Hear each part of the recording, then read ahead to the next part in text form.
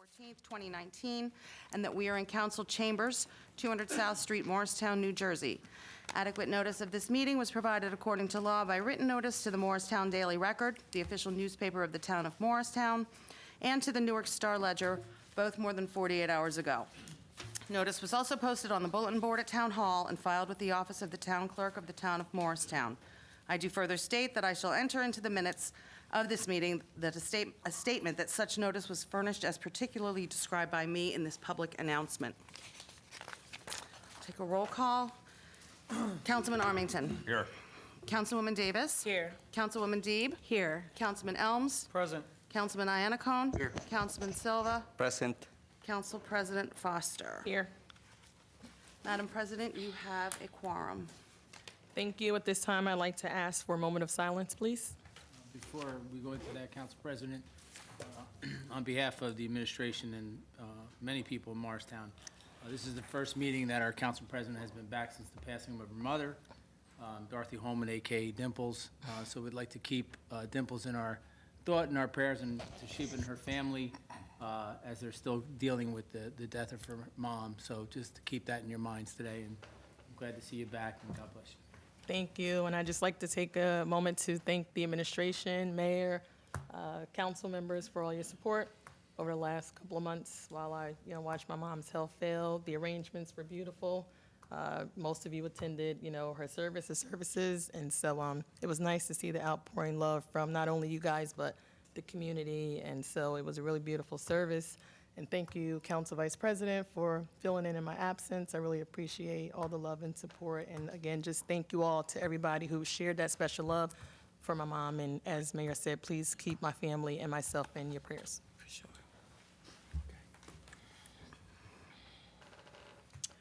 Anybody else, moment of silence? All right, at this time, I'd like to ask for the rise of Pledge of Allegiance.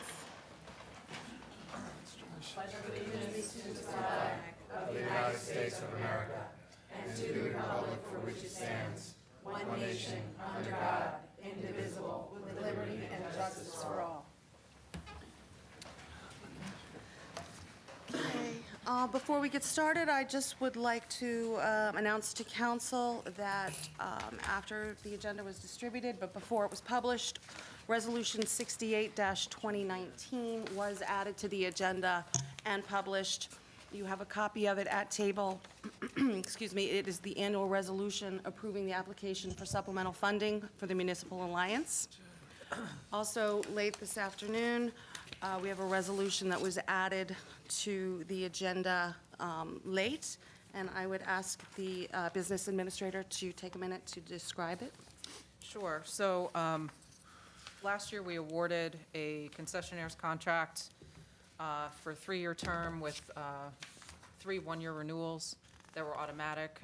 Unfortunately, the concessionaire let us know very late, actually a couple of weeks ago, that he was not going to continue providing concessionaire services at the pool. Our recreation department has been working furiously to try to identify a new concessionaire before the pool opens Memorial Day weekend. We were able to finalize that literally this afternoon, and we'd like your support in adopting a resolution to move forward this concessionaire so that we have concession available for Memorial Day weekend. Questions? Okay, I would ask for a motion to add the resolution for the Burnham Park Pool concessionaire to the regular agenda. I'd like to make a motion. I'll second it. Okay. Councilman Armington? Yes. Councilwoman Davis? Yes. Councilwoman Deeb? Yes. Councilman Elms? Yes. Councilman Iannacone? Yes. Councilman Silva? Yes. And Council President Foster? Yes. The resolution is now added to the regular agenda as Resolution R-69-2019. We have 7 items on the consent agenda this evening. Unless a member of council would like to pull one or more for separate consideration, I would ask for a motion to approve the consent agenda. Council President, may I interrupt? Sure. You have on your consent agenda a race that has been changed from one route going through neighborhoods in the second 4-2, Councilwoman Deeb's district. Although I support the race, I think the residents should know that there's going to be a lot of people running through those neighborhoods on the back part of that, on the return of that race, and I'm not sure if they're aware of it. So I just wanted to be aware that I don't think the people who live on Miller, Collis, Maple? Maple, Farragut, Ogden are aware that that race is coming through those neighborhoods. Just to give you a heads up, because the route had changed. But also, Mayor, thank you for actually working with the race sponsor, because what it also did was took the race away from the religious Church, and the yeah. religious education Yeah. sites for that day also. Yeah, I don't think it's going to be a huge disruption, but I think they should at least be, aware. they should be aware that it's happening.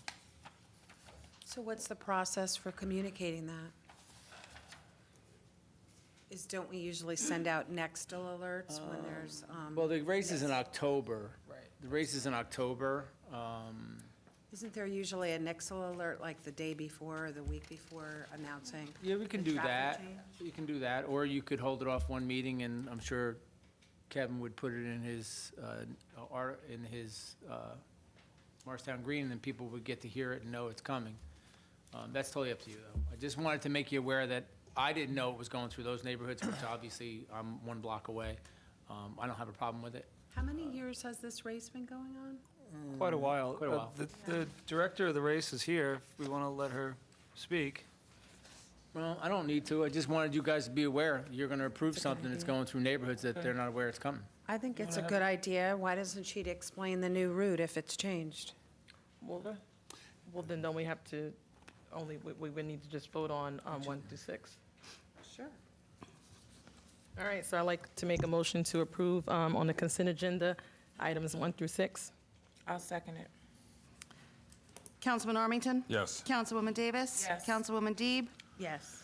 Councilman Elms? Yes. Councilman Anacone? Yes. Councilman Silva? Yes. And Council President Foster. Yes. Yes. Consent agenda, item number 7, Superhero Halloween Half Marathon, October 27th, 2019, from 9 a.m. to 12:30 p.m., start on Maple Avenue and finish on Oak Street. All right, so do I have to have a motion to have her come up, or? Okay. Well, can we have whoever the representatives from Superhero Halloween Half Marathon come and give us a little bit more information about the race? Please. Hi, my name's Heather McDermott. I'm one of the race organizers. We typically hand out notices to everybody along the race course about a week prior to the race. So if there's something else we could do in addition, we'd be happy to do that. Do you know approximately how many people, How many runners? your runners? About 1,000. So by the time they would hit the neighborhood in question, they're, 12 and a half miles into the race, so they're quite spread out. So it's not a situation where the roads are going to be completely closed down. It's going to be, the runners are going to be, mostly along the sides, so the residents will be able to get in and out of their neighborhoods. So how did the may I? How did the race route change this year? It used to come from James Street and then go down McCullough, or go make a left onto McCullough, and then finish on Oak. So this year, we're making it, it'll come down James, make a left onto Ogden by Thomas Jefferson, and then finish, it'll go around Farragut, and then finish that way on Oak. It's going on Farragut. Right.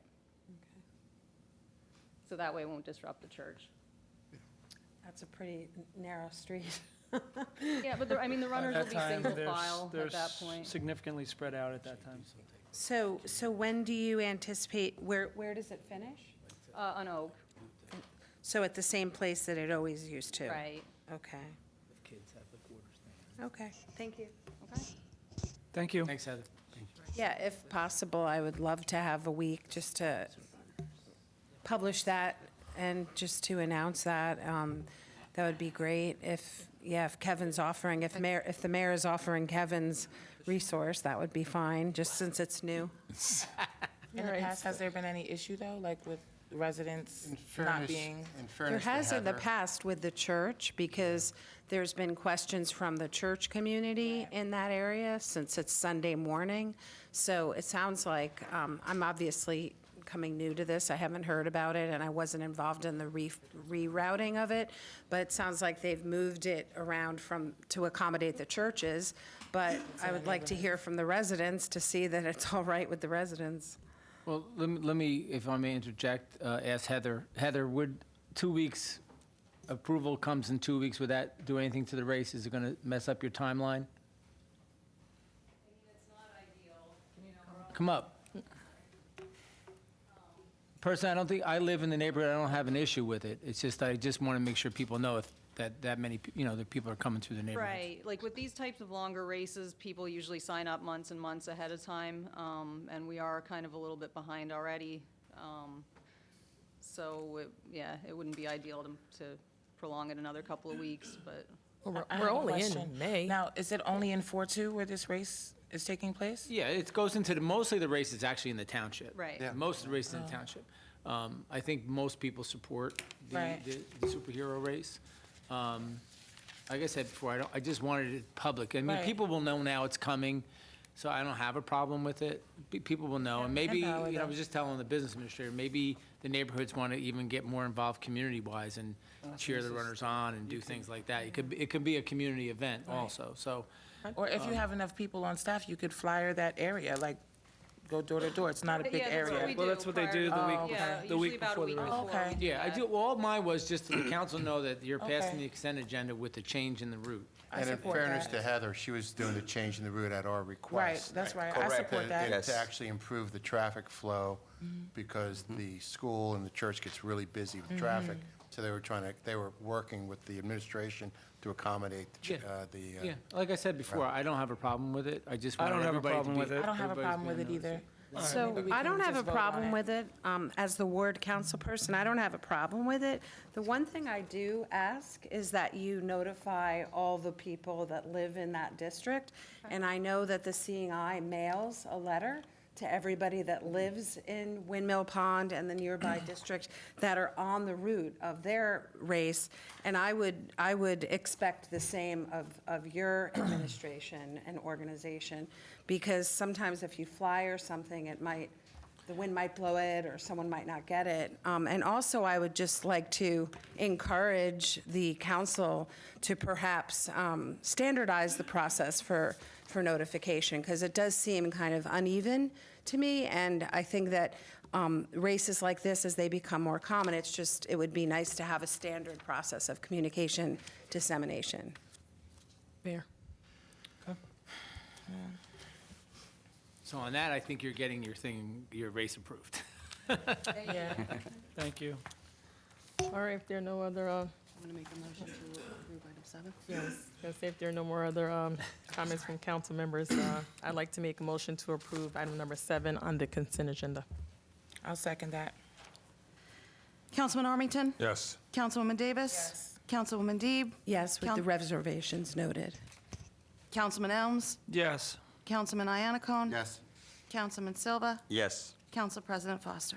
Yes. Motion carries. Thank you. Okay, at this time, I'd like to open up the public hearing. If there are any members of the public wishing to be heard, please come before us. You state your name, address, and please keep your comments down to less than 5 minutes. If I ever have to really sign something, if I ever have to really sign something, they won't recognize me.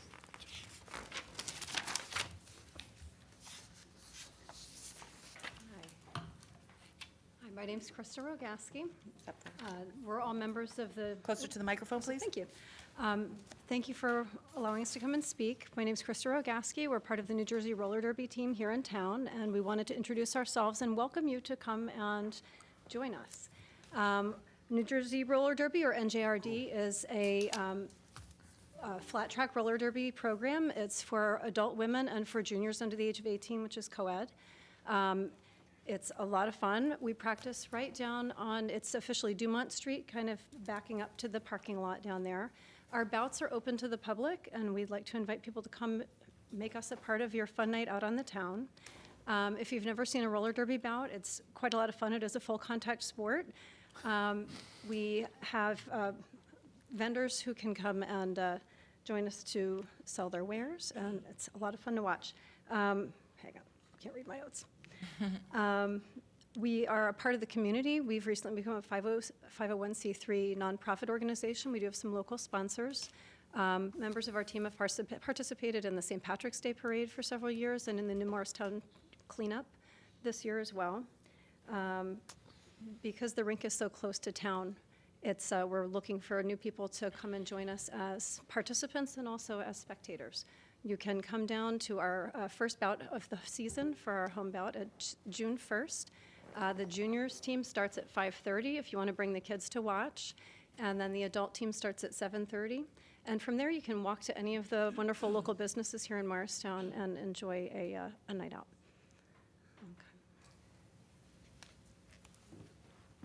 Good evening. My name is Naomi Williams. But for 2 hours every Thursday, I'm known as Darth Skater. That's right. Star Wars reference. Cool beans.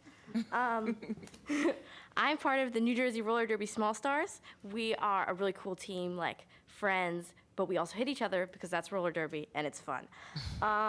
Roller derby, fun sport. We're on quad skates, like, you know, from the 80s, right? You gotta like get those 80s vibes. And we basically, the purpose is to stop other people from scoring points, like, you know, hitting people. And you might be thinking, like, that sounds pretty violent. Like, you know, don't let kids play this game. But, like, let me tell you something. This experience, I joined the third year that the team, like, existed, and I was the first kid from Morristown to join.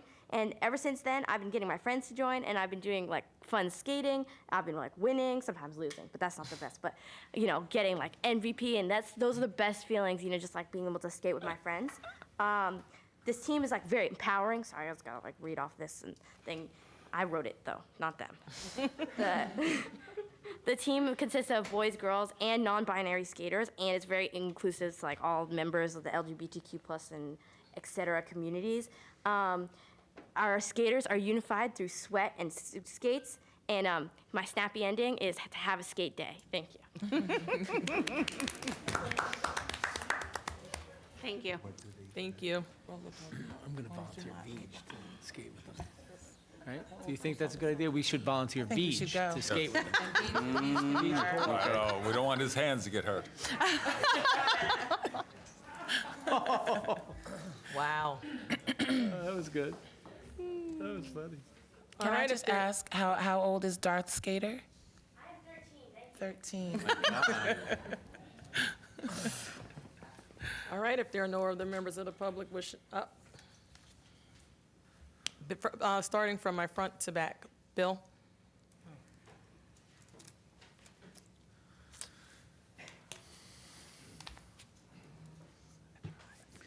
Good evening. My name is Bill Byrne, and I live at 100 Franklin Street.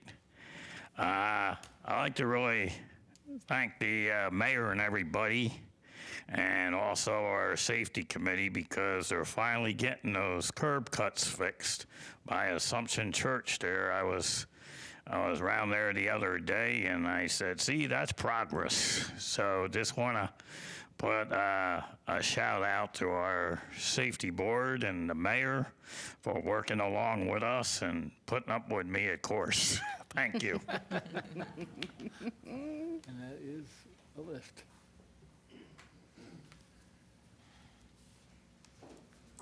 Hi, is this working? Can you hear me? Yes.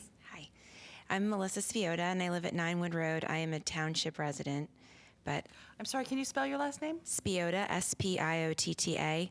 Thank you. My blood bleeds for Morristown, though. So the comment I would like to make has to do with Your address, you said? 9 Wood Road. Has to do with the vaping ordinance that's, I believe, being voted on tonight.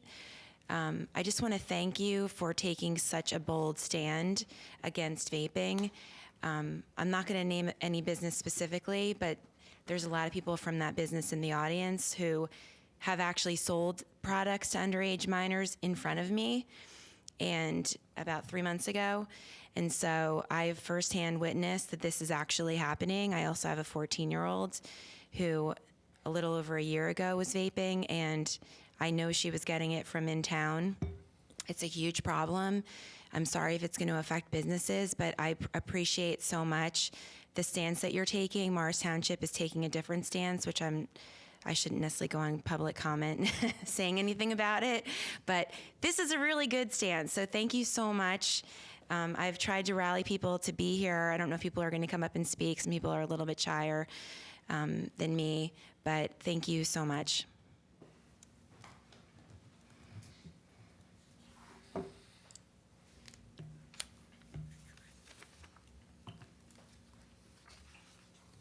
Hi, my name's Gail Locke. I live at 24 Terry Drive in Morris Township. I'm also here to support the ordinance for the vaping. The ordinance should prevent businesses from selling to minors. I'm a therapist here in Morristown. My office is on Elm Street. I work with adolescents, and I'm going to tell you that the vaping problem among our middle school students, 12, 13-year-olds, is virtually an epidemic, hitting all interest groups, athletes, academic stars. They're getting these vapes, and within weeks of starting, they're becoming addicted to nicotine, and that's a fact. I would like to see the businesses be sort of responsible community members. I don't think anybody wants them to go out of business, but they need to respect that we need to protect the health of our kids. And I think what you're doing is a great idea. That's it.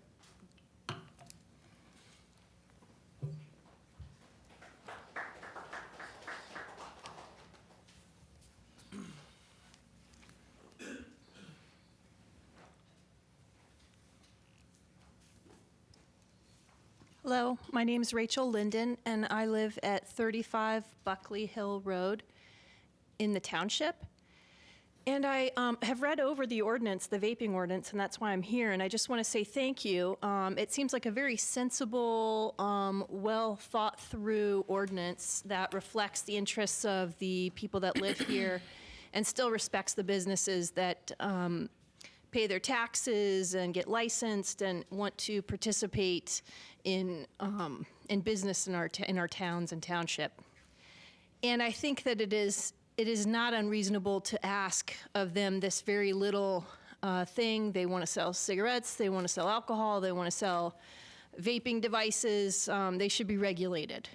And in lieu of any federal regulation that seems to be dragging to come down to our town, I think that this is a great step in the right direction. I also wish the township would have taken an approach that was less criminalizing to the youth and putting more of the onus on the business owners where it really does belong. I think that it is a major problem. I have a child at Morristown High. I don't know if it's impacting my home, to be honest. I've been looking for it. I would hope it hasn't, but honestly, I don't know. And I'm a pretty, I like to notice things. I look around, I'm paying attention, but I can't be there all the time. And that's why rules like this make sense, and they help protect and help co-parent and help us be part of a village, right, that's there for our children. And I just want to say thank you for being part of that and helping make Morristown and Morris Township safer for our children. And I just want to say I appreciate it. Thank you.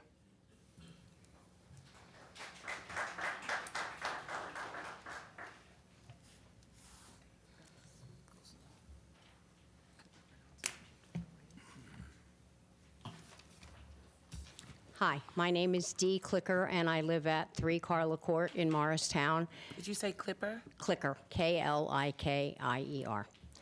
And I know there's a second reading coming up on a proposal, so I'm not sure if I should talk now or then, but I did want to say thank you to Jillian and to Amanda and everyone here for the communication and cooperation with the changes in the ruling for the pool passes for the summer.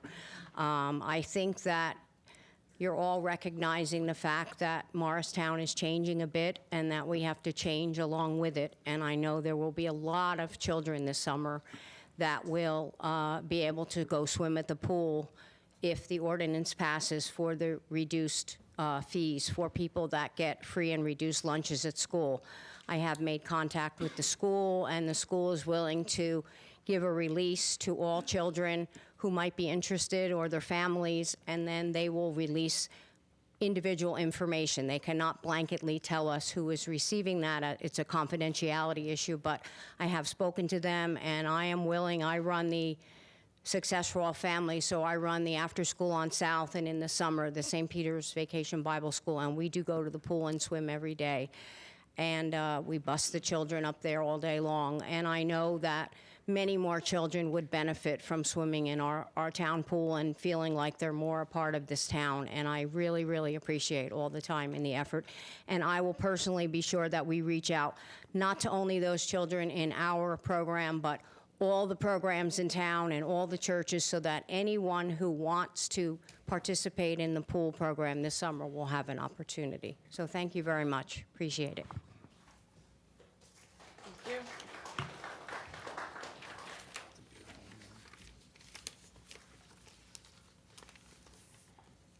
Hi, good evening.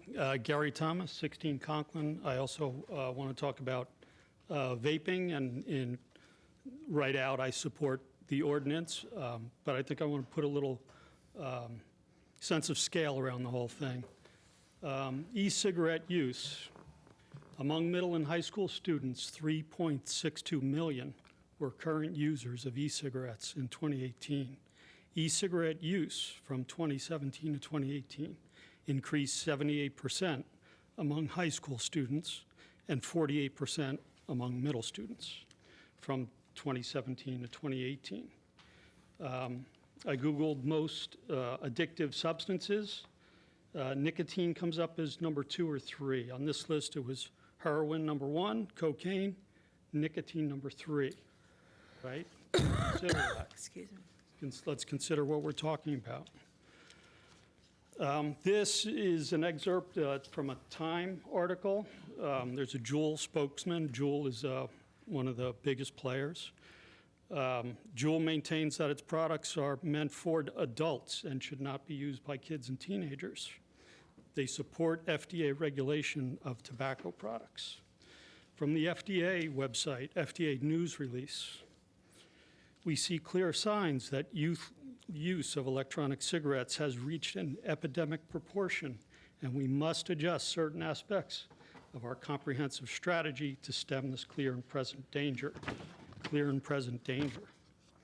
It starts with actions we're taking today to crack down on retail sales of e-cigarettes to minors. We cannot allow a whole new generation to become addicted to nicotine. Continuing.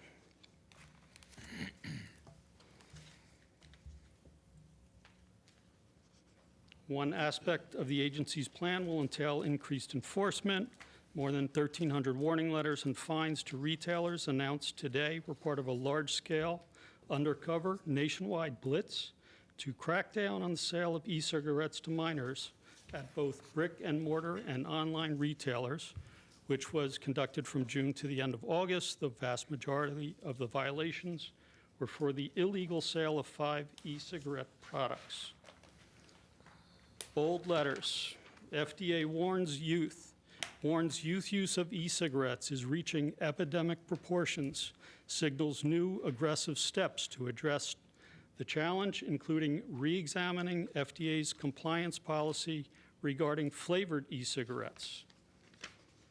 And finally, today the agency is also committed to taking even stronger measures to stem these troubling trends, indefinitely stepping up FDA enforcement actions with a sustained campaign to monitor, penalize, and prevent e-cigarette sales in convenience stores and other retail sites. Okay? I also did some personal research, and I bought a Juul pack. I went to several different stores. I went to Rite Aid. Rite Aid has gum. They don't even sell this as a method to reduce cigarette use. They want no part of e-cigarettes or vaping products, and they're, like CVS, they're getting out of selling cigarettes altogether. I also went to the vaping shop in town. At least they had some knowledge that these were originally created to reduce cigarette addiction, right? The idea was you get different strengths and you gradually reduce and you quit cigarettes. But Juul only has one strength, and this is equal to, they say, roughly 1 pack of cigarettes. The amount of nicotine on this is actually, depending on what you read online, could be more than a pack of cigarettes. And I'll read the warning on it, because people think these are safe. They might be safer than cigarettes, because cigarettes are awful, right? Atrocious. This product contains chemicals known to the state of California to cause cancer and birth defects or other reproductive harm, right? So let's look at the whole picture. We have the manufacturer, Juul, which supports adult use of this, and they support voluntarily FDA regulations. We have the FDA itself that says it's an epidemic. They're stepping up enforcement. They want to limit convenience store access. Excuse me. Our school district. Excuse me. Here, up here. It's me. You've come to your 5 minutes. It's so coming. It's coming. Right, but do you have anything Closing else out. that? All I'm right. closing Can you out. close, please? I'm closing out. All right. So, our school district is also struggling to maintain this whole epidemic. There's lots of stuff on the website. So we have an unusual combination of things here. We have the manufacturer, the FDA, local school district. So at a local level, it's time for local action, right? So if, and I hope you're all will approve this unanimously. If anybody's on the fence, I hope maybe this has convinced you to just make this a unanimous resolution, make a statement of the support locally. Okay, but I have to be fair to all the other residents that may want to it. speak. That's So, it. thank you. That's it. Thanks, Gary. Thank you.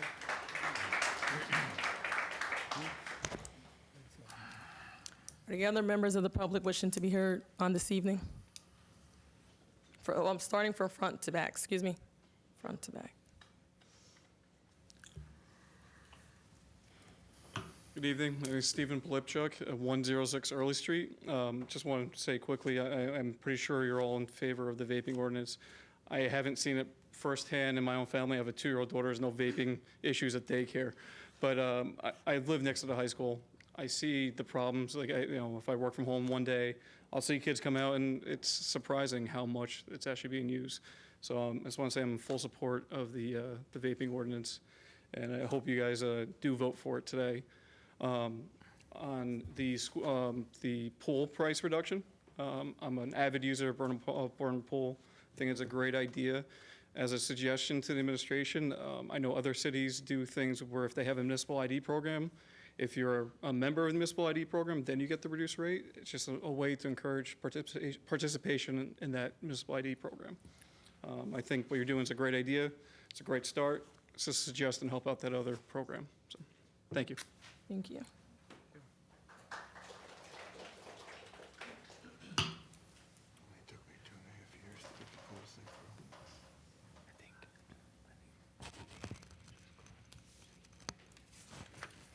Hi, my name is Frank Saya.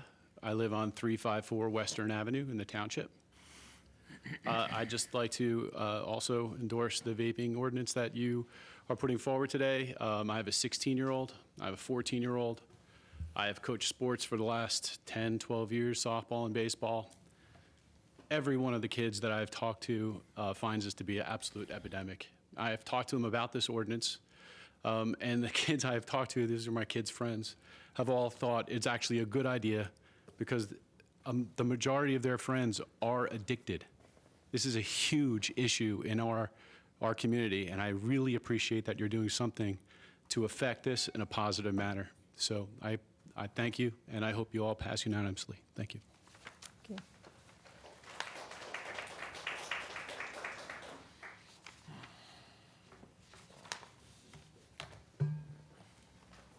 Good Good evening. My name is Sam Simon, Rainer Road. I have a personal investment in this, in that last year, my 13-year-old daughter sent me a video of her vaping. She called it Sweetwater. She thought it was it didn't contain any nicotine, which is what she was told by the proprietor over at Interstate News in the headquarters plaza. So she got in trouble in school. She got caught with it. And I pressed charges against him. And I had to go to see the principal to get the evidence because they had confiscated it from her. And he opened up a closet that had over 100 envelopes with kids' names in them with vaping products that have been confiscated at school. And he told me it was an epidemic. And all the kids in school knew exactly where to get it. They knew the guy, but they knew the vendor by name. They didn't even refer to him as Interstate News. And so I pursued it and pressed charges, and apparently the heaviest fine they could impose was a $250 fine, and they made him put a larger sign in his window. The shame of the thing was that had he not paid the taxes on the product, his fine would have been tenfold. He could have been charged with a much more serious fine, but given that it was only selling to a minor, the prosecutor couldn't even enforce the $500 disorderly persons charge. So it's, to these guys, it's a drop in a bucket. It really needs a stronger message, and I appreciate the fact that you guys are considering this. I have twins in this town, and last thing anybody wants is their kid to pick up a lifelong habit like that. Well, thank you very much.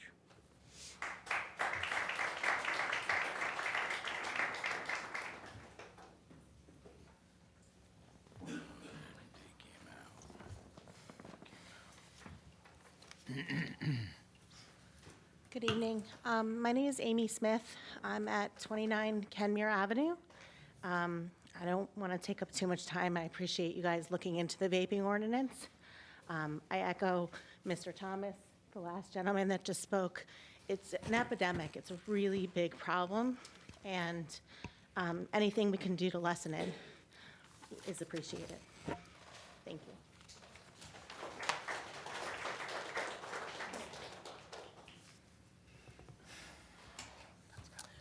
All right, if there are no more other members of the public wishing to be heard, at this time, I'd like to close the public hearing. Any comments from council members on public hearing? I have a comment about the gentleman, I believe Steve Polipchuk, mentioned something about municipal ID program reference in order to receive the benefit of the reduced rate. I don't really think that's a good idea, because a lot of these kids, money is an issue. So to come up with something else that they have to pay for in order to be recipients of that discount just doesn't seem terribly reasonable to me personally. I'm really happy about this. We've been working on this for a couple years, and for it to come to fruition right now before the kids get out of school couldn't make me, happier. So.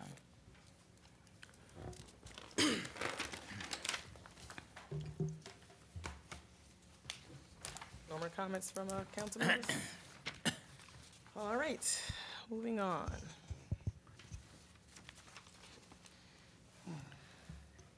It's your show, Mayor. We're going to move on to. All right, well, I just want to briefly just touch on, I want to thank the public for coming out on talking about the vaping issues.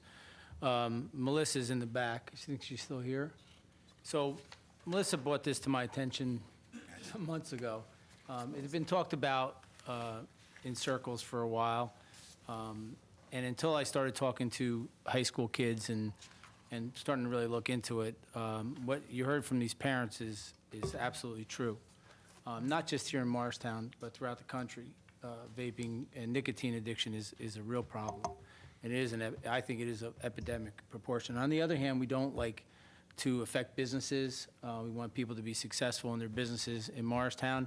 And you know, if you're going to have these type of products, you're going to have to be separate from the way the retail is going to lay out, and that's going to be how you create your business.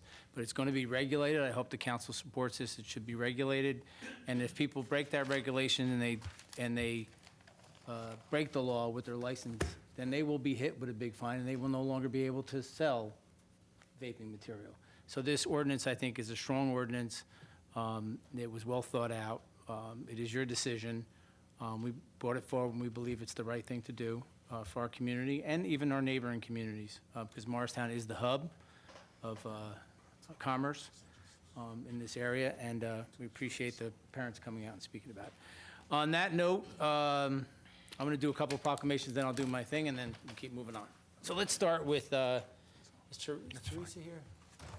Come on up. You want to bring the people up? Come on. All you want to do is just make it so. We'll do that before we do the guys from the housing. You know what I mean? And then it's licensed, and then it does the job of protecting the youth and controlling the promotion, you know? There you go.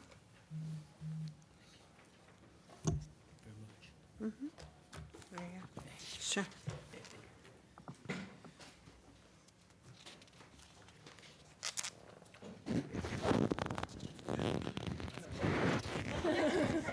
Hi. I met you at the Team 26 event, yes. Yes, it's nice to meet you. So good to See you back, see you back in action, jokes and all, huh?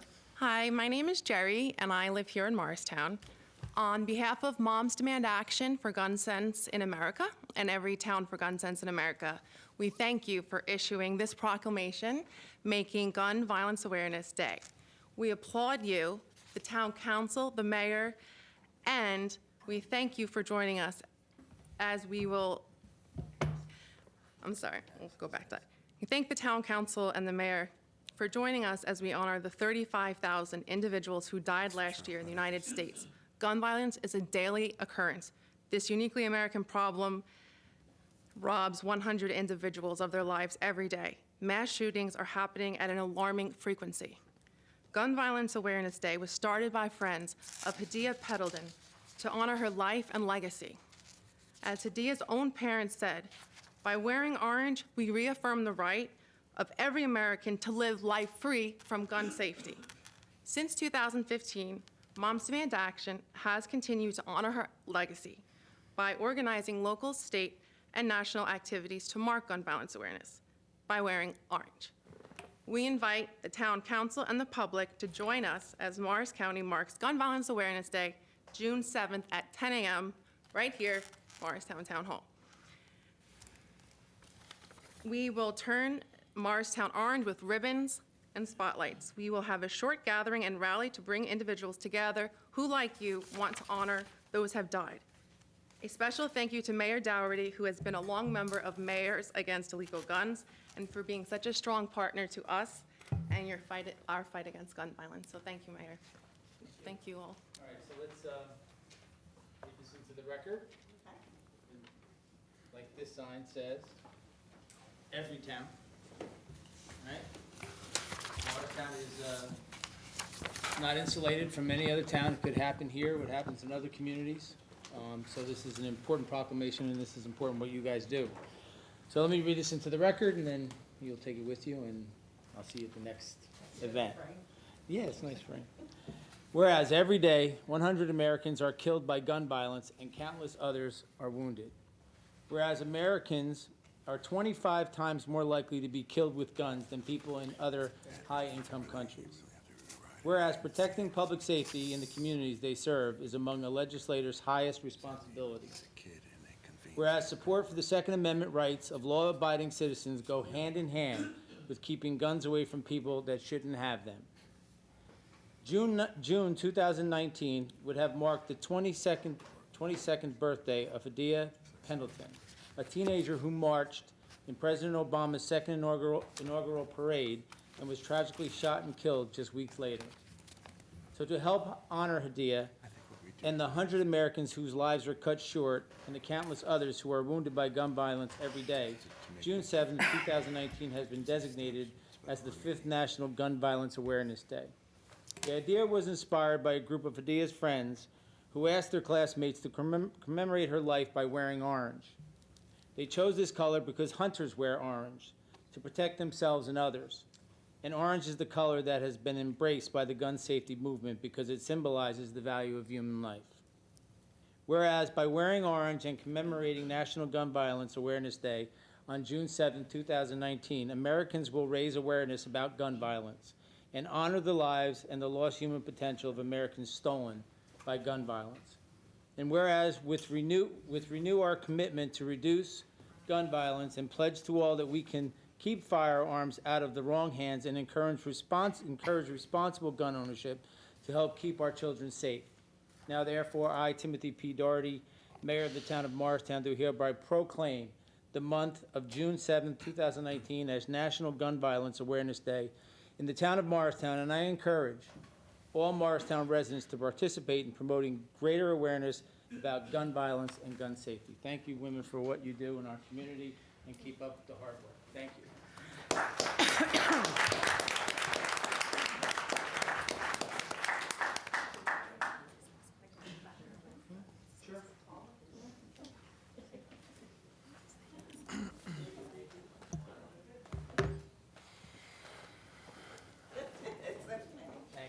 Thank you very much. Thank you.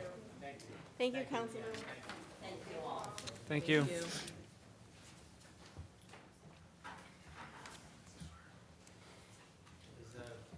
Garvin and Lakeem here? Are you up there? Where are you? Come on up. Both of you guys come on up.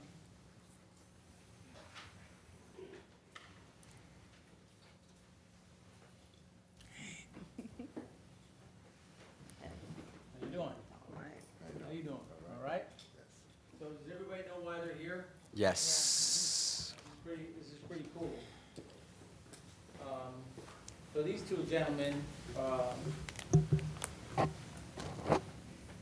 do what you hope everybody in the community does when the need for action and when things like this happen, people count on people like you.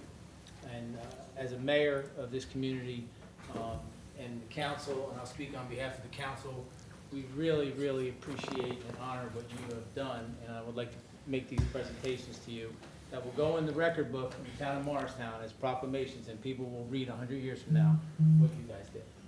Okay, so I'm gonna read it from there. I'm gonna start with Garvin, all right? On April 4th, 2019, a devastating fire ripped through several homes at the Morristown Housing Authority Manahan Village Public Housing Complex, located at Building 6 on Flagler Street. 8 families totaling 27 people were displaced by the fire, smoke, and water damage. Morristown Housing Authority employee Garvin Martin was the first person to attempt getting the fire under control. Later realizing the fire was too strong, he shifted his attention to alerting the affected residents of the danger and assisted in safely vacating the buildings. Garvin showed remarkable courage, and his heroic and selfless actions helped save lives that day.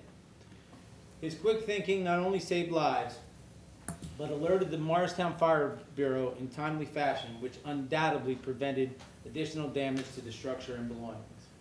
Now therefore, I, Timothy P. Doherty, Mayor of the Town of Morristown, on behalf of all citizens, do hereby proclaim May 14th, 2019 as Garvin Martin Day in the Town of Morristown, and call upon all residents to recognize his heroic and selfless actions. Congratulations.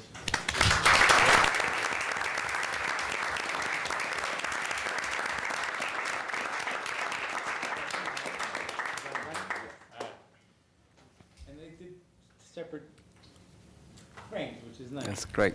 On April 4th, 2019, a devastating fire ripped through several homes in the Morristown Housing Complex, Manahan Village Public Housing Complex located at Building 6 on Flagler Street. 8 families totaling 27 people were displaced by the fire, smoke, and water damage. And thanks to Morristown Housing Authority employee Rakeem Spotwood, the affected residents were alerted of the danger and assisted in vacating the buildings without any injury. Whereas Rakeem showed remarkable courage, and his heroic and selfless actions helped save lives that day. Now therefore, I, Timothy P. Doherty, as the Mayor of Morristown, on behalf of all citizens, do hereby proclaim May 14th, 2019 as Rakeem Spotwood Day in the town of Morristown, and call upon all residents to recognize his heroic and selfless actions.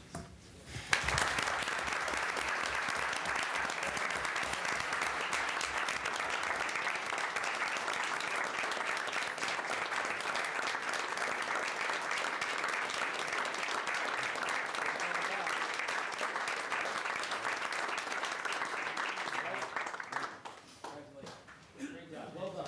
Well done.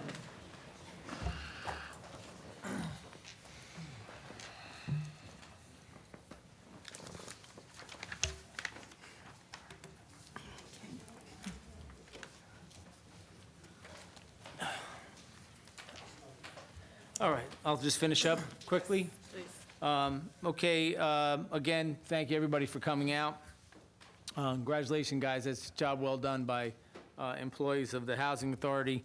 Team 26 came April 26th. That's the group from Newtown, Connecticut. They ride to make awareness about gun legislation and all the different issues, and everybody remembers the devastating death and destruction that took place up in Newtown, Connecticut with the 26 that lost their lives, supermajority children.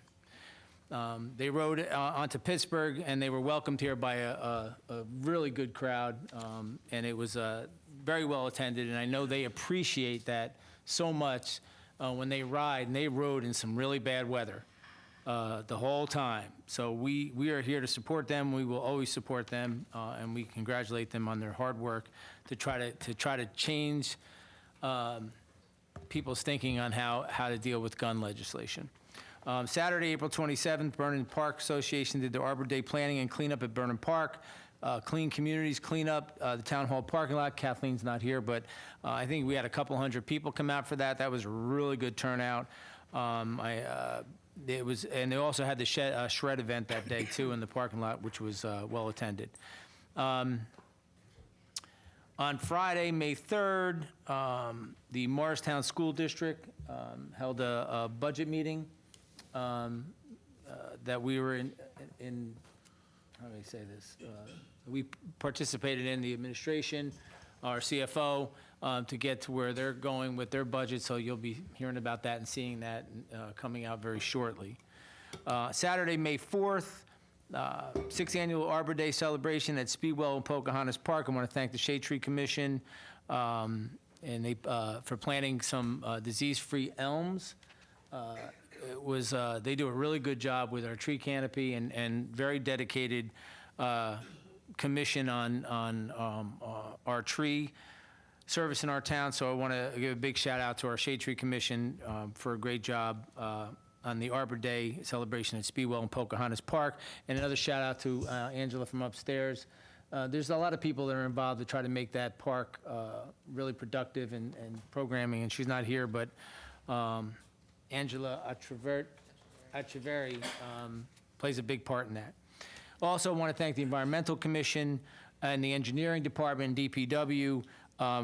Finally we had the ribbon cutting of Kleitman Woods. We were getting kind of rained out every time we tried to do it, but we finally got it done. It's a beautiful park. If you have time, go up to Hillcrest and take a look at what just a council and an administration working together to preserve a piece of property, a house that was vacated, that was structure that was falling apart, and talk to the family that owned that for a long, long time. That's what it's named after, the family, the Kleitman family. We were able to turn it to an amazing pocket park for that neighborhood, which is part of what our drive anyway, just anywhere we can preserve. And it really turned out well. So if you have time, go check it out. It's really cool. It's on Hillcrest. It's Kleitman Park, and it's really cool. You go hang out. Again, Monday was Marty Epstein's funeral. For those who didn't know Marty, it was Marty's Reliable Cycle on Speedwell Avenue. He's been a fixture in Morristown forever. It was a heck of a tribute to see all those cyclists riding from the synagogue to his final resting place. and some send-off for Marty, and he will be really missed in Morristown. He really did believe in saving the world one bike at a time, and he lived that philosophy, and he will be surely missed, and we're going to work really hard to make sure this Garden State Fondo is a heck of a tribute to him. It's coming September. Again, our heart goes out to the Foster family on the loss of her mom, and the funeral was well attended, and a lot of good things were said, and some healing. So we're here for you for whatever you need. On May 18th, Mike, you want this? This is the Rotary. Oh, go for it. Okay, planning and cleanup on the, we'll be in the front of Town Hall at 8:00 a.m. I don't know if it's rain or shine. I think last year or the year before it rained. 8 a.m., May 18th, come join the Rotary Planting and Cleanup. It's a great organization. They do a lot of work in the town of Morristown and all over. It's a great organization. They really give a lot back to Morristown. Monday, May 27th, Memorial Day Town Hall is closed. 10 a.m. on Monday, the Memorial Day Parade begins at the Township Municipal Building. And then 11 a.m. Memorial Day ceremonies on the green. Again, that's the 27th Memorial Day. And then the last thing I want to touch on is we are in need of lifeguards at our 2 pools. There's a shortage of lifeguards everywhere, not just Morristown, but for whatever reason, there's just not enough lifeguards. I think it's a great summer job. But we are short, and as so many other communities are too, because our business administrators have been calling around, and a lot of communities are short. And other than the last thing is, Billy, thanks for keeping an eye on those corners. And they are getting done to make sure that they're handicap accessible for the ADA compliant. And we appreciate your advocacy on how much you pay attention to the things that are very important. So I want to thank you again publicly for what you do for our community. On that note, I don't think I'm forgetting anything, Counselor? Jillian? No? Okay, that's it. Thank you. I'm sure I'm forgetting something. All right, at this time, we have a presentation from Mr. Diago from the New Jersey Healthcare Quality Institute, a presentation to the mayor regarding his wellness campaign. Do we have Mr. Diago here? Is this new?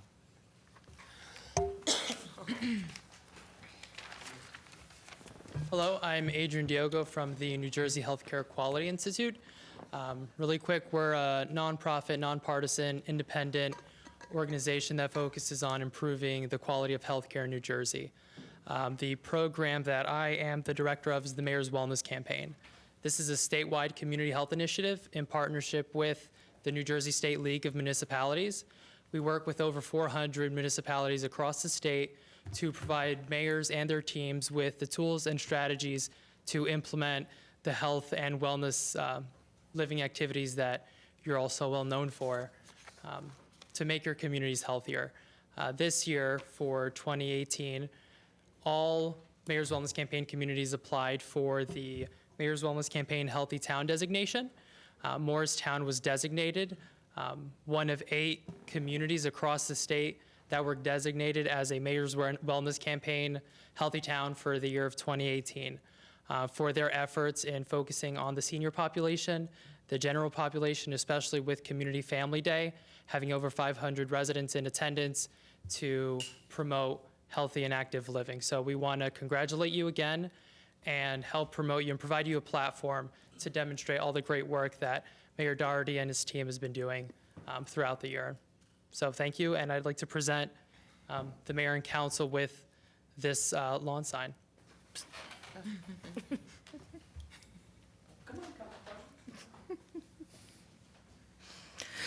Thank you. I'm gonna put it right out in front of Town Hall.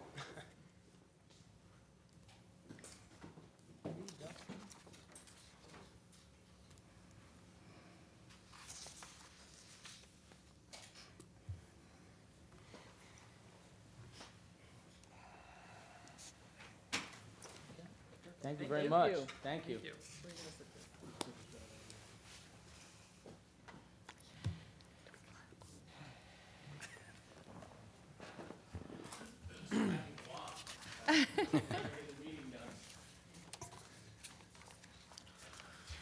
All right, at this time, council liaison reports.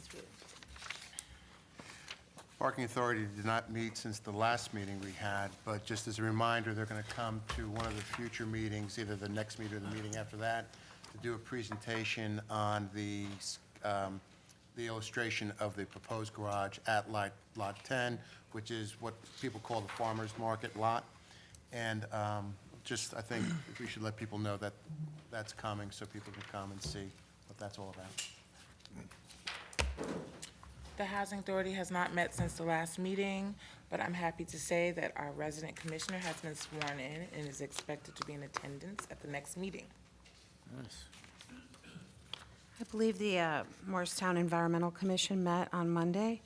I wasn't able to attend, I had to work, but I don't know if Maureen Denman, who's the chair of the Environmental Commission, wants to report on anything. I know there was an active I think she left. showing. Oh, I know there was an active showing on the cleanup day, and they were very happy about that, but they have some other planned events coming up, the Mayor's Lakes cleanup, which has been mentioned, and I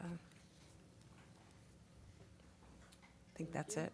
I mean, I'm sure there's more that she might want to say. June Is there 1st? anything else? Yeah, June 1st. June 1st. Anything else that's coming up that you want to add? No? Okay. June 1st, Mayor's Cleanup Day at Pocahontas Lake. Yeah. Yeah.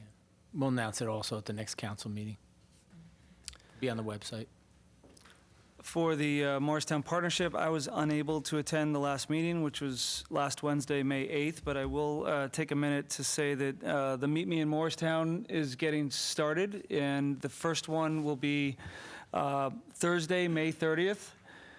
And it's a great event. I highly recommend everybody come out, but keep that on your calendar. It's the last Thursday of every month, running May, June, July, August, and I think that's it. Okay, that's it. And also the farmers market, the first day of the farmers market starts on Sunday, June 16th. I have not had a chance to catch up with Jen Waring, but I assume Restaurant Week was a success. I've spoke to a couple people who went and had a great time, so that's it.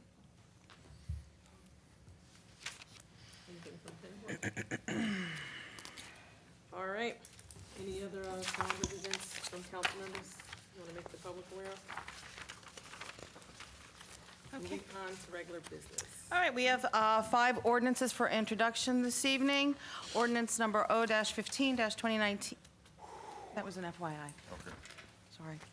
An ordinance amending and supplementing the code of the town of Morristown, Chapter 7, Traffic, Section 40.2, handicap parking on streets for private residences, to add a dedicated handicap parking space for a resident of 29 Western Avenue. I'd like to make a motion to introduce ordinance number O-15-2019. I'll second it. Any comments from council members? Seeing none, call the question, please. Councilman Armington? Yes. Councilwoman Davis? Yes. Councilwoman Deeb? Yes. Councilman Elms? Yes. Councilman Iannacone? Yes. Councilman Silva? Yes. And Council President Foster? Yes. Ordinance 15-2019 has been properly introduced by title and will be considered further after a public hearing held on May 28th. Ordinance number O-16-2019, an ordinance amending and supplementing the code of the town of Morristown, Chapter 7, Traffic, Section 40.2, handicap parking on streets for private residences, to add a dedicated handicap parking space for a resident of 31 Western Avenue. I'd like to make a motion to introduce ordinance number O-16-2019. I'll second it. Comments from council members? Seeing none, call the question, please. Councilman Armington? Yes. Councilwoman Davis? Yes. Councilwoman Deeb? Yes. Councilman Elms? Yes. Councilman Iannacone? Yes. Councilman Silva? Yes. And Council President Foster? Yes. Ordinance 16-2019 has been introduced properly by title and will be considered further after a public hearing on May 28th. Ordinance O-17-2019, an ordinance amending and supplementing the code of the town of Morristown, Chapter 7, Traffic. I'd like to make a motion to introduce ordinance number O-17-2019. I'll second it. Any comments from council members? Seeing none, call the question, please. Councilman Armington? Yes. Councilwoman Davis? Yes. Councilwoman Deeb? Yes. Councilman Elms? Yes. Councilman Iannicone? Yes. Councilman Silva? Yes. Council President Foster? Yes. Ordinance 17-2019 has been introduced properly by title and will be considered further after a public hearing to be held on May 28th. Ordinance O-18-2019, an ordinance repealing Chapter 12, Section 4, demolition of buildings. I'd like to make a motion to introduce ordinance number O-18-2019. I'll second it. Any comments from council members? Seeing none, call the question, please. Councilman Armington? Yes. Councilwoman Davis? Yes. Councilwoman Deeb? Yes. Councilman Elms? Yes. Councilman Iannicone? Yes. Councilman Silva? Yes. Council President Foster? Yes. Ordinance 18-2019 has been introduced properly and will be considered further after a public hearing to be held on May 28th. Ordinance O-19-2019, an ordinance releasing, extinguishing, and vacating a temporary construction easement dated June 29th, 2007, by and between the town of Morristown and 17 Prospect Street LLC, 25 Prospect Street LLC, and 27 Prospect Street LLC. I'd like to make a motion to introduce ordinance number O-19-2019.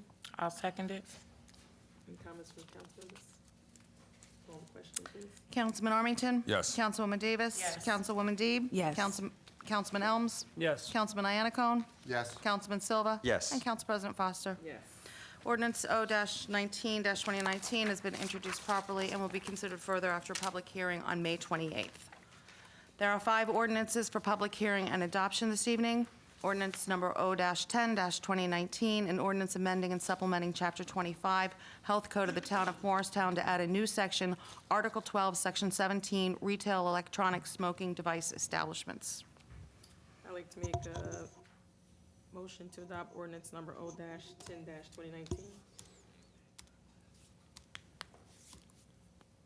Second. At this time, I'd like to open up the public hearing for ordinance O-10-2019. Any members of the public wishing to be heard, please come before us. State your name and address and keep your comments less than 5 minutes.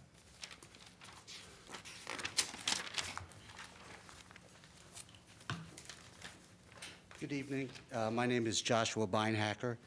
I own a business in Morristown, and I reside in Morris Township, Address, please. 5 Laura Lane. I do think that it is a good idea to issue these licenses, and I do think it's a good idea to increase the fines. That does make sense to me. But a problem that I have with the ordinance is rather than working with some businesses that have been here for as long as I can remember and giving them proper training in order to grant them a license, right out of hand, the ordinance prevents any business that sells gasoline or any food, which is basically any convenience store, from obtaining a license. And I think there's good intentions here, but I think the law is a little arbitrary and capricious, and it could present some problems down the line. The very documents provided by the town, according to a 2018 study, this was provided by the town, says that 14.8% of underage kids that obtain these vapes get them from vape stores, while only 8.4% get them from gas stations and convenience stores combined. And there's a little disconnect there with the logic. Obviously, no one wants children vaping. I just think there's a better way to handle it, working with the businesses. We don't want to shut out businesses that have been here forever with, products that they rely on to sell. Even the grace period is pretty short. I just think we need to take a little bit better look at this, apply more even-handedly, work with the businesses, be a real community, and of course, keep the stuff out of the kids' hands. Tougher fines, training, I think this is the way to go. Thank you. Thank you.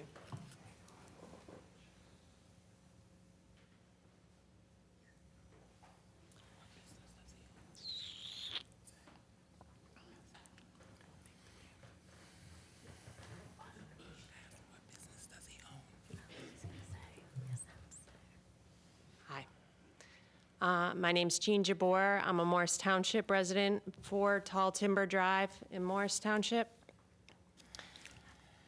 Just hearing what I just heard,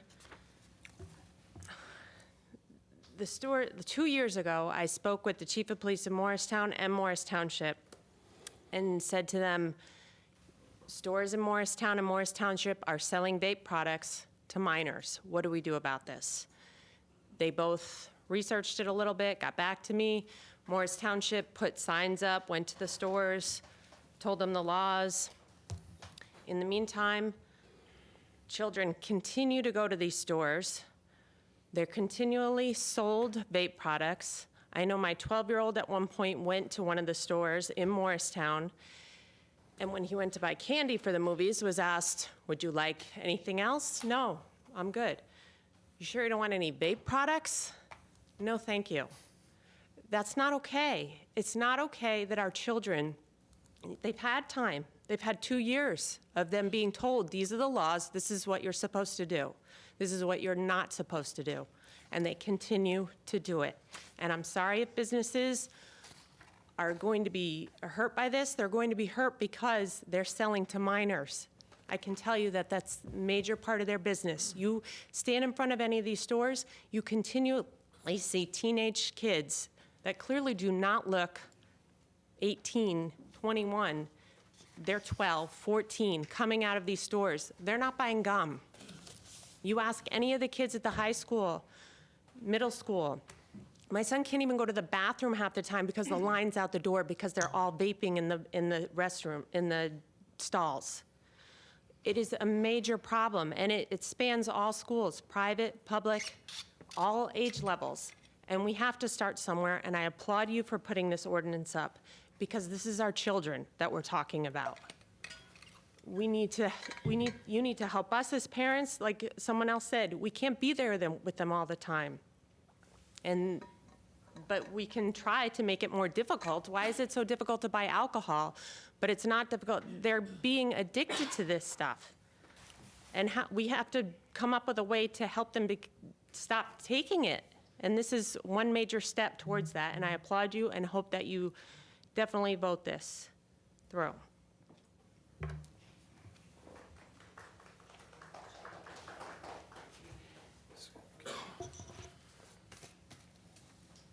Hello, my name is Jamie Nyes. I'm a business consultant with 7-Eleven, and I want to say I empathize with all these parents who have come up here. I have a 14-year-old daughter and a 10-year-old son, and I would hate to find out that they were vaping.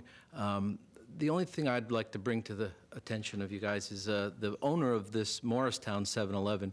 He's been a small business owner here in Morristown for over 20 years, and I have never seen any issues with him selling to minors. We enforce as a company, as a brand, that all stores, all store employees take computer-based training based on regarding age-related products. And we also do a monthly secret shopper where we come into the store unannounced and send somebody into the store. And if they are carded, the store gets a green card. And if they are not carded, they get a red card. So for any age-related product, 7-Eleven as a brand is 100% against selling to minors. So it's a huge part of 7-Eleven's business as far as the legal sale of age-related products. So thank you for your time.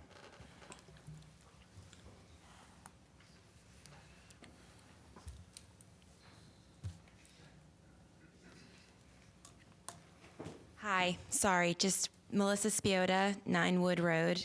So unfortunately, I guess I have to say the name of the business where the 17-year-old senior from Del Barton actually bought a vape product right in front of me and wasn't carded at all, was 7-Eleven. So sorry, but it's not working too well at your establishment that you're implementing all your great training. Lots of big companies have lots of training plans and they're not implemented. I wish they were, but they're not. So to the point of my friend, everyone has had time to make changes and to actually care about the kids, and they haven't cared about the kids. So, their second chance was, a year ago. So again, please, I'm begging you. Thank you.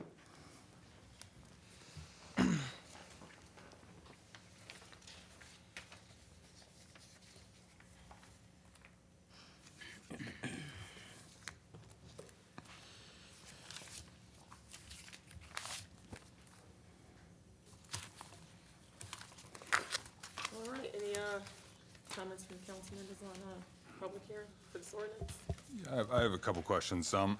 So I'm in favor of the licensing, the oversight, the fines, education. Oh, sorry, I didn't close the public hearing on that ordinance. Close the public hearing. Close the public hearing on. All right. I'd like to close the public hearing and open it up to council members for comments. On second reading of the ordinance, I do notice that the definition of retail electronic smoking device establishment means any establishment that solely sells, distributes, gives, offers, or manufactures electronic smoking devices, components, or parts of electronic liquid and liquid nicotine. And so that essentially means that, as the gentleman suggested, that only vaping stores would be available to have a license to sell electronic smoking devices in town. So I guess two questions. Do we have a reason to believe that the stores that sell other things in addition to vaping are less trustful, or is there a reason to believe that we can better regulate vaping stores only than other stores? And I think more importantly for me, the result of the ordinance is that we essentially concentrate the market share of vaping products in town from whatever it is, 30 stores to 2 stores, which is essentially establishes a monopoly for the most part. It gives those 2 stores the full market share of the town, which poses a problem for me. So to address your first question, the intent of the ordinance is to do 2 things. It is to limit the availability and access to minors to access these dangerous items. So what we don't want to have happen is for them to go in to buy their gum and candy and be able to buy vapes at the same place. The second, and quite frankly, that's exactly what seems to be happening. The second is to ensure that enforcement can be easily done. So by limiting the availability of vaping products to vaping stores and limiting the access to people that are over 21, which is the legal age of access in New Jersey, then it's clear whether a minor is being provided access illegally or not. No different than the way liquor stores are in New Jersey. It is a clear delineation and make sure that access is as limited as possible to minors in town. Would it work to essentially require businesses that sell other goods to establish sort of zones, defined zones? For example, when you go to a store in Ohio to buy alcohol, you have to walk into a little defined sort of area of the store to buy your alcohol. Would that serve to allow the businesses to be regulated to the extent that we're hoping, and still be able to get the licenses and act as if hopefully they act responsibly? Well, I think that's certainly a policy decision that's ultimately left to your call, but I would say that certainly does not achieve the means to enforce that we are seeking to achieve by the ordinances being proposed. Simply putting the vapes in a corner doesn't limit any access. It's in the same store, whether it's behind the counter in most cases now. Right. So how would that make it any different? To address your second question regarding creating a monopoly, that certainly doesn't prevent other businesses from opening who cater to this type of clientele. And in fact, I would think it would encourage competition with the other vaping stores that are in town. So I don't see that as being a negative to the ordinance either. Do we know how many fines have been issued to any of the other retail stores that have been selling to underage minors. There have been fines issued. I can certainly provide that information to you.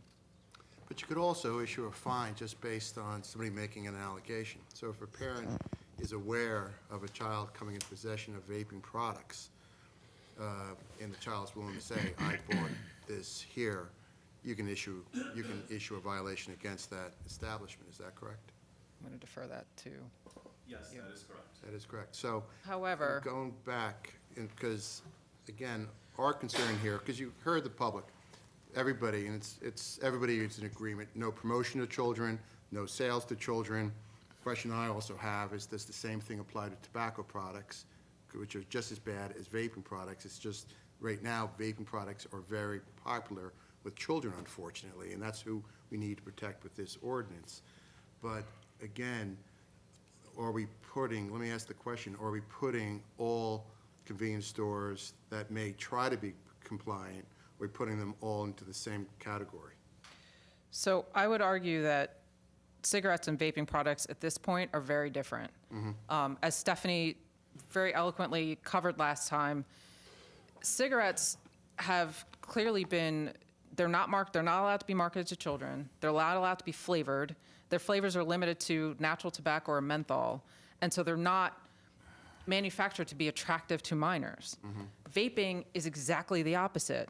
You see bubblegum flavored and Sour Patch Kid flavored and cereal flavors and Grape and whatever. soda flavors. I mean, I don't know about you, but I don't see you vaping a gummy bear flavored anything.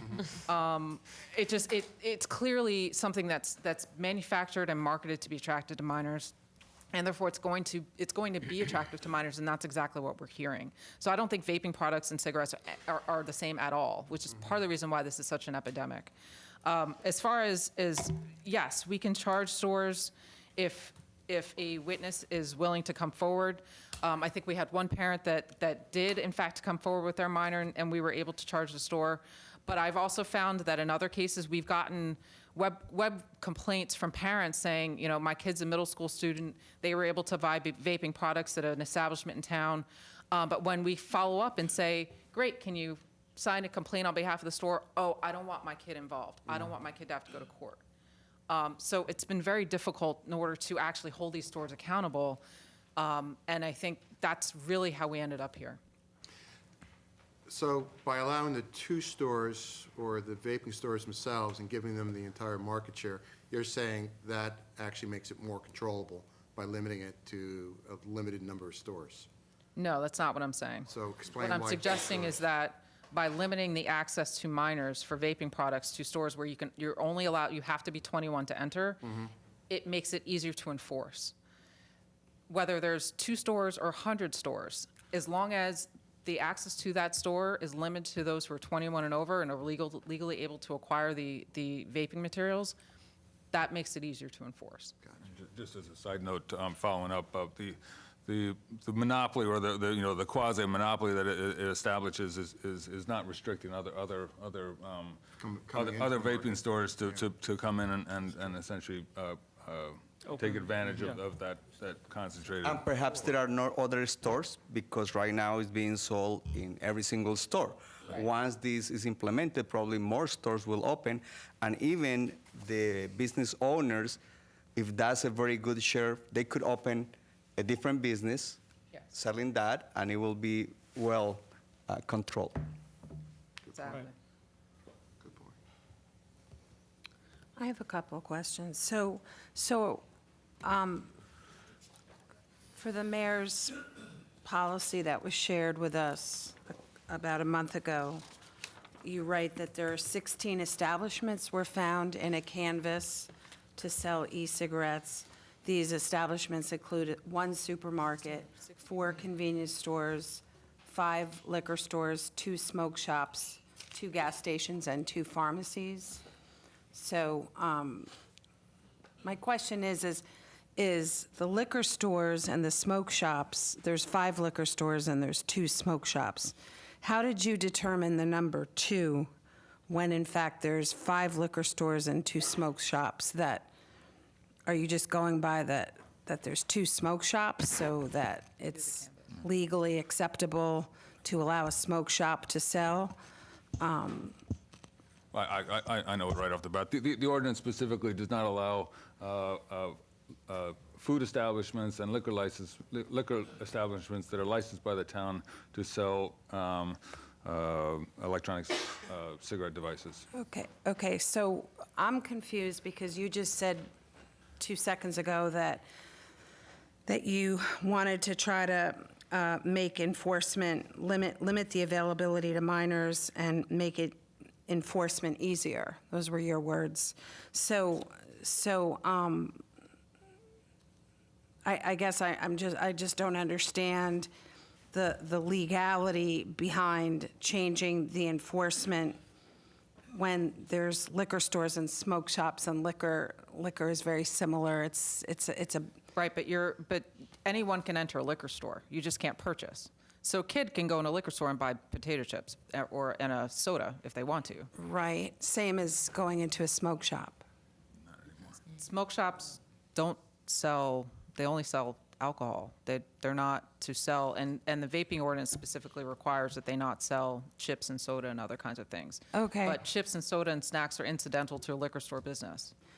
So, and a smoke shop per se is just selling nicotine products and, The vape shop would be restricted from selling food products and gasoline specifically. okay.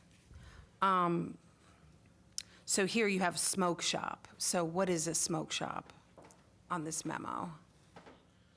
There's 2 in town.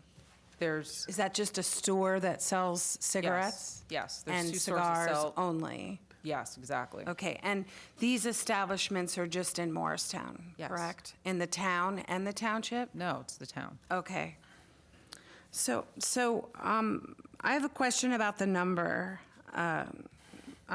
My second question is, as a policy, do we allow smoking on town hall property and vaping?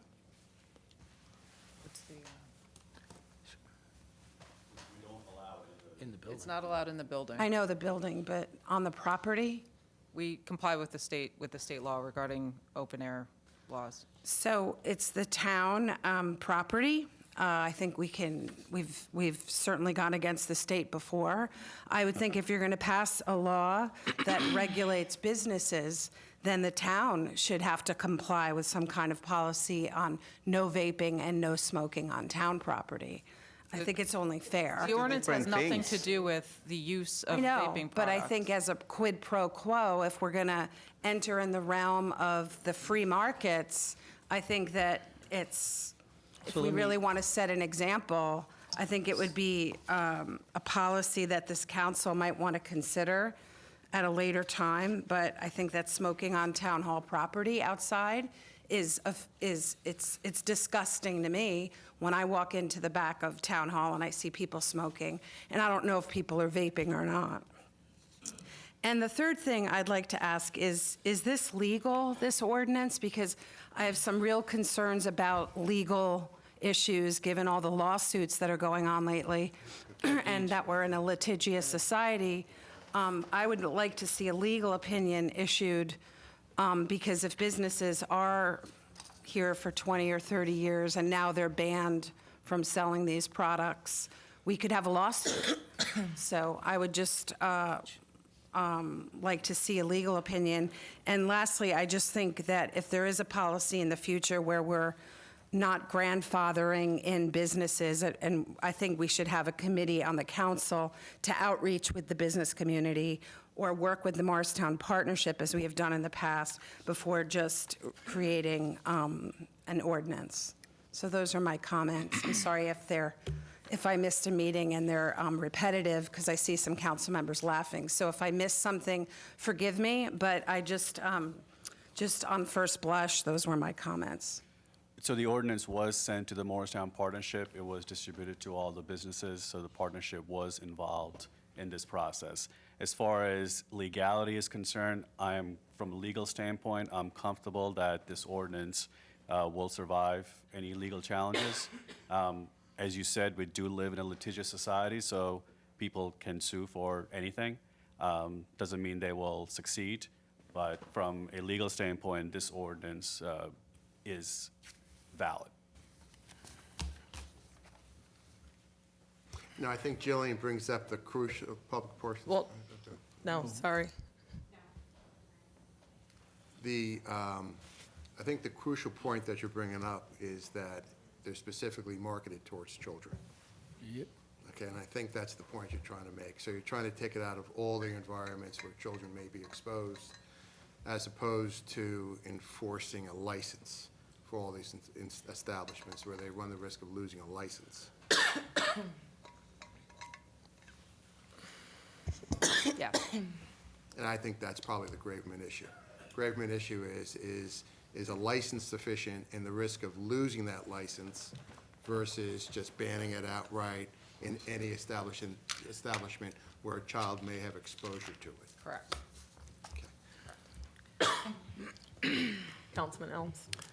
I'd like to add, I support the ordinance as it's written. I think, I have a 12-year-old daughter right now, and thankfully, she thinks that vaping is terrible, but she tells me about everything that goes on at the high school.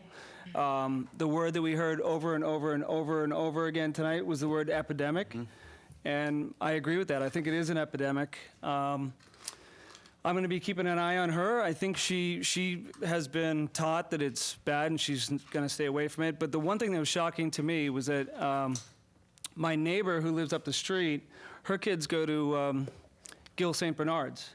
This is a school where parents are paying $45,000, $50,000 a year, and she said that it is rampant in the school, and the parents don't know what to do. So, I mean, whether it's public school or private school where people are paying exorbitant sums of money, it's everywhere. So I support it. I support it too because we need to work for the generations that are coming behind us. Otherwise, in the future, we will have those little children will become adults, probably with cancer and other illnesses. We were responsible for that. So we have to be radical when things like that, especially after we heard testimony after testimony of parents. They're not talking about a story that they heard. They're talking about direct thing and the epidemic that is going on in schools, even with not only teenagers, preteens. Mm-hmm. Mm-hmm. If there are no other comments from council members, call the question, please. On the adoption of ordinance 10-2019, Councilman Armington, Yes. Councilwoman Davis, Yes. Councilwoman Deeb, No. Councilman Elms, Yes. Councilman, Iannacone, Yes. Councilman Silva, Yes. Council President Foster. Yes. Motion carries. Ordinance 10-2019 is adopted. Excuse me. I'm sorry, forgive me. Next is ordinance number O-11-2019, calendar year ordinance to exceed the municipal budget appropriation limits and establish a cap bank according to or pursuant to NJSA 40A:45.14. I'd like to make a motion to adopt ordinance number O-11-2019. I'll second it. Is there any members of the public wishing to be heard? Are there any members of the public wishing to be heard on this ordinance this evening? Seeing none, I'll close the public portion. Any comments? Just a question for Jillian or Mr. Mason. In the first now therefore, in accordance with this ordinance, increase 3.5 amounting to 1 million. Explain what we're doing exactly.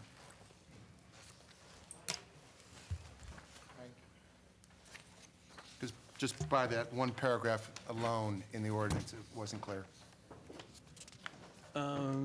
This ordinance increases, the state allows a 2.5% increase, and this allows us to go up to 3.5%. It allows that additional 1%. Are we doing that in anticipation of the budget being more than 2.5%? No, the levy went up 1.9%. It was 1.9. Right, So that's why I was asking the question. We're really not hitting that 2.5. This creates a cap bank for future years. Oh, So for so it future is for the years. next 2 years. It's for the next 2 years. So we don't look at this budget year to budget year? We do it every year. I know, no, I Every know, year. but if it's for the next 2 years, I'm just asking. This year, I know we're below the 2.5. So it's fine this year, depends on the Correct, budget. but this cap bank does carry forward for next year. And it doesn't prohibit us from not approving the budget in future years if it's 3.5. Each year stands on its own. Each year does stand. Yes, it does. Each year budget stands on Correct, its that's own. correct. So this 3.5 is solely being done as a procedural, regulatory? It's a procedural thing that we do every year to provide us a cap bank into the future. We don't anticipate using it, but it's something that we do every year to make sure that we have a cap bank should something occur that we would need to consider in the future. Okay, thank you. There are no other comments from council members. Call the question, please. On the adoption of ordinance 11-2019, Councilman Armington? Yes. Councilwoman Davis? Yes. Councilwoman Deeb? No. Councilman Elms? Yes. Councilman Iannacone? Yes. Councilman Silva? Yes. Council President Foster? Yes. Ordinance 11-2019 is adopted. Ordinance number O-12-2019, an ordinance repealing Chapter 12, Section 4, demolition of buildings, and amending and supplementing Chapter 30, land use development ordinance. I'd like to make a motion to adopt ordinance number O-12-2019. I'll second it. Are there any members of the public wishing to be heard on ordinance number O-12-2019? Seeing none, I'll close the public hearing. Any comments or questions from council members? Seeing none, call the question, please. On the adoption of 12-2019, Councilman Armington? Yes. Councilwoman Davis? Yes. Councilwoman Deeb? Yes. Councilman Elms? Yes. Councilman Iannacone? Yes. Councilman Silva? Yes. Council President Foster? Yes. Ordinance O-12-2019 is adopted. Ordinance number O-13-2019, an ordinance amending and supplementing Chapter 11, Parks and Recreation Areas. I'd like to make a motion to adopt ordinance number O-13-2019. I'll second it. Are there any members of the public wishing to be heard on this ordinance this evening? Seeing none, I'll close the public hearing. Any comments or questions from council members? Seeing none, call the question, please. On the adoption of 13-2019, Councilman Armington? Yes. Councilwoman Davis? Yes. Councilwoman Deeb? Yes. Councilman Elms? Yes. Councilman Iannacone? Yes. Councilman Silva? Yes. Council President Foster? Yes. Ordinance 13-2019 is adopted. Ordinance number O-14-2019, a bond ordinance providing for various capital improvements in and by the town of Morristown and the county of Morris, New Jersey, appropriating $2,797,000 therefore, and authorizing the issuance of $2,657,115 bonds or notes of the town to finance part of the cost thereof.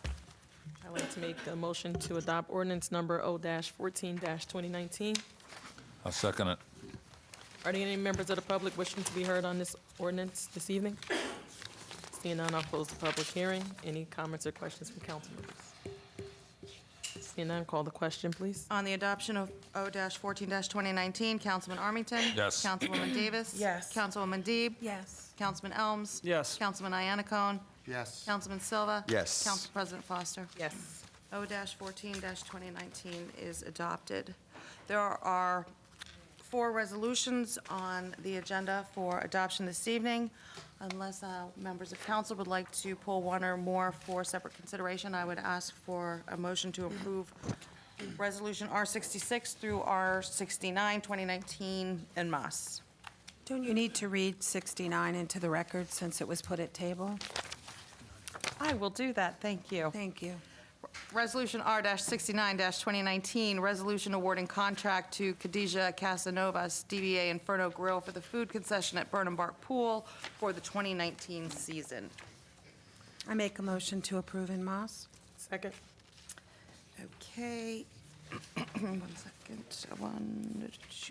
Councilman Armington? Yes. Councilwoman Davis? Yes. Councilwoman Deeb? Yes. Councilman Elms? Yes. Councilman Iannacone? Yes. Councilman Silva? Yes. And Council President Foster? Yes. Motion carries.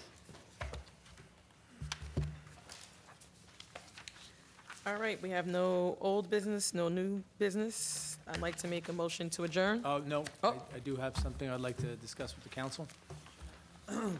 Take that back then. Let's take 2 seconds. The parking ordinance.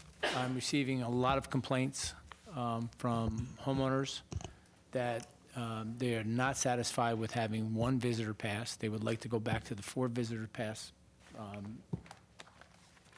They like the new cards. I think it's going to be very hard to duplicate those. But I was with a resident the other night who has family that comes in twice a week. She has 1 visitor's passes, and it's a constant battle. So it's not, I'd like the council to relook at this, and if you'd like to meet with the administration, council president, a couple of council people, so we can report back to the council, I think we need to amend this ordinance. I've been hearing the same thing. A lot. Me too. Okay. Okay? Well, didn't we have did the committee help work with that? Didn't we have We have a committee. or we didn't have a committee for this one? Not for the visitors. No, but it was discussed, in all fairness, it was discussed. In general with us parking. before. Oh. And actually, I circulated it quite a bit. Maybe what we need to do is circulate it a little bit more before we adopt the ordinance.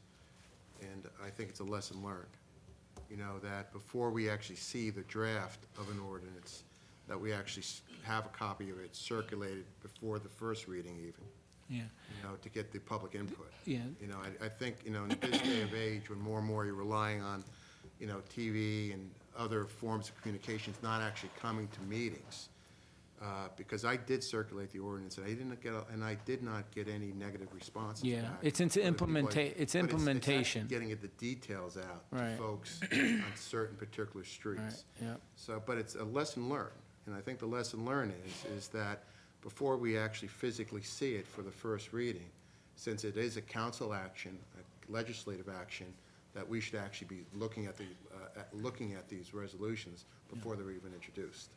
Yeah, I think it works. The complaints weren't that they understood why. They just, really, the only complaint was they just didn't want 1 visitor's pass. They have a family of 4 that come over for dinner. They would like to have their 4 passes. And that's basically the complaint I got mostly was not that the new sticker, the new type of things are great. They just wanted, they think that going from 4 to 1 doesn't work. I agree. That's Kevin Conklin, Morristown Green, probably somebody calling him, is the meeting over, what happened? What? You know, but I think you're right, Mayor. I think if you want to put a group together, you know, to address it, it's probably a good point. But also, just to follow up on that, also, we did have a subcommittee with reference to marijuana, and the state is moving with additional medical licenses. And the committee did come to a conclusion. So what I'd like to do also is work with Jillian, work with you, get a draft. I've got some samples here, Hoboken, Newark, and what have you.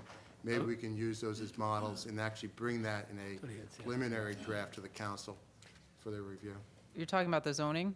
the zoning. Our planner's working on a memo for you. Good. Consistent with the drug-free school zone kind of model that we had discussed during the committee meeting, so that should be to you. So in at the next committee week or meetings, so. we actually looked at the zoning, we looked at the areas where there's schools, parks. Correct. We Yeah. looked at not wanting it necessarily in the central business district, in places where there would be parking and easier traffic. Right. And so That's we had correct. identified a specific area. Is the planner working consistent with that? Yes. He is. Yeah, Yeah. you'll have a memo within a week. Thank you. Yeah. So do you want to work offline to coordinate when it's best to meet with administration for a couple of council members to Sure. talk about? Absolutely. All right, if there are no other comments from council members or mayor, I'd like to make a motion to adjourn. All in favor? Opposed?